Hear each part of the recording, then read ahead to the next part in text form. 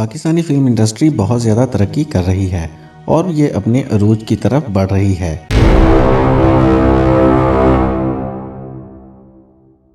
Film वार एक ऐसी Pakistani action और थ्रिलर फिल्म है जिसको देखकर ऐसा लगने लग जाता है कि शायद ये कोई हॉलीवुड की फिल्म है और इसको डायरेक्ट किया था बिलाल लाशारी ने। और इसके अलावा उसके अदाकारों में शामिल थे शान शाहिद, मीशा शफी, अली अजमत और शमून अब्बासी।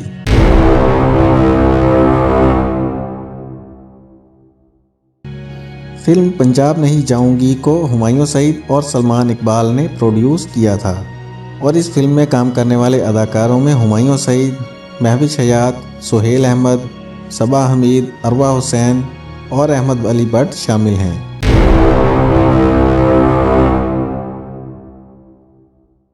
जवानी फिर नहीं आनी 2 को काफ़ी ज़्यादा पजीराई हासिल हुई थी।